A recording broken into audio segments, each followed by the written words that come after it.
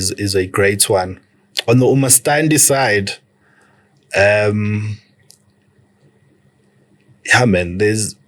because with the portfolio we do in Umastandi, every case almost, actually no, I'm lying. In the past 2 to 3 years, we've had a lot of sort of investment banker clients who are seizing the opportunity. They're saying, hey, yes, this thing, instead of buying my sectional title apartment in Midrand, where I had to put up 100,000, let me take that 100,000 and go find a multi-let structure in one of the townships or build one, because the benefits are, there's more benefits to that, particularly on cash flow, that you have the the multi-units. So the income is more than the installments, whereas for most parts, when you get a sectional title apartment, your income isn't enough to service the installments as well as operating expense as well as levies. You're almost topping up as an investor, which is fine if that's your strategy. If maybe your strategy is in the next couple of years to sell the apartments and exit sooner. So with the Umastandi portfolio, we've had projects that were not finished that we came in and have seen across the line. Yeah. There've been those deceased estates where it's up in the air who owns what. You've got the person who's been living in the property for the longest of time who wants to develop it, but doesn't necessarily own it on paper because the estate hasn't been wound up and they don't know where to get the legal services to assist them with that. Whereas what we try to do with both Umastandi and TAF is try package as much solutions and put it under one monthly installment at the end of the day. So you don't necessarily have all these different installments running for various costs you've needed. We try look at the project holistically, get this deceased estate solved, also appoint our attorneys for transfer and bond registration, and then it all falls into one installment. But yeah, I think some of the guys who are quite young, who, there's this one who owned a piece of land in Bramfisherville. She's early 30, maybe just turned 30 now. Luckily, she did have the advantage of having the land. Her dad bought her the land. I think they were giving out whatever to the children. And she opted to rather get monies to buy land. And with that land, I'm going to hold it and I'm going to find the funding partner. And we're going to develop structures on this land. And that project's almost completing construction. We're just having to deal with the city and upgrading the electricity supply to 3-phase, which also comes at quite a bit of a cost.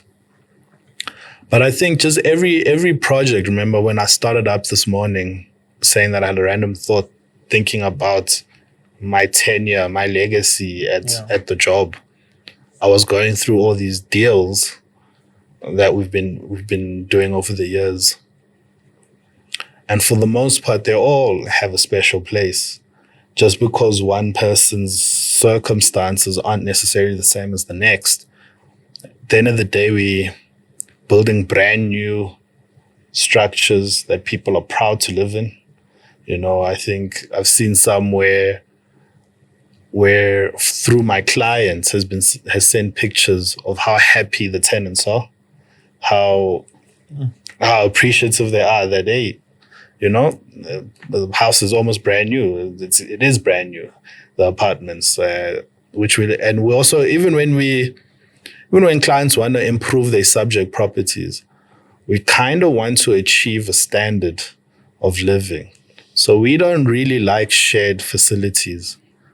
We don't like shared facilities too much, where you're going to share kitchens, share toilets. If that's the situation as you presented, we'll try our best to see how can we further improve that. No one really wants to share. So for you, could that be some of the biggest lessons you've learned throughout your career as a property portfolio manager, or are there some lessons you can reflect on? It's an ongoing lesson. I think planning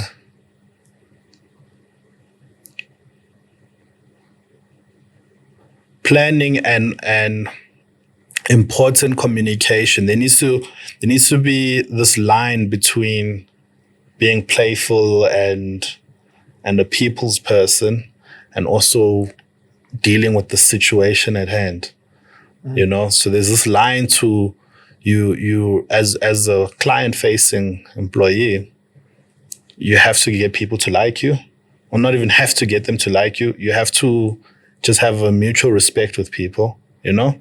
So even when the conversations are getting tough and difficult, you have to still maintain some level of respect for what we're doing here. And then just being as proactive as possible saves a lot of money. Yeah. Being proactive as proactive as possible will save you a lot of money, as opposed to reacting to situations and circumstances. So with Umastandi, a lot of our projects are construction. Yeah. So you just need to almost keep the team aligned all the time, because small things can happen that have impacting effects, whether it's cost of actual material, cost of time, which has an impact on the lender, on the borrower. But the biggest lessons, it's being proactive, trying to keep things clear and simple. I think we overcomplicate a lot of things in general in life. Just always trying to refer back to what are we trying to do here? What are we trying to achieve? And keep that clear. And keep that expectation clear as well to whoever you're engaging with, whether it's a client engaging with Umastandi or us engaging with the client. There's no time to be misleading people. Keep the expectation clear so that even when, because there's the other side of the coin where things don't go well. Is your client properly prepared? And also, as a portfolio manager, when you're appraising a deal, you look at the client's sort of, when you see the whole credit score thing, and we see your items of what you were in default for,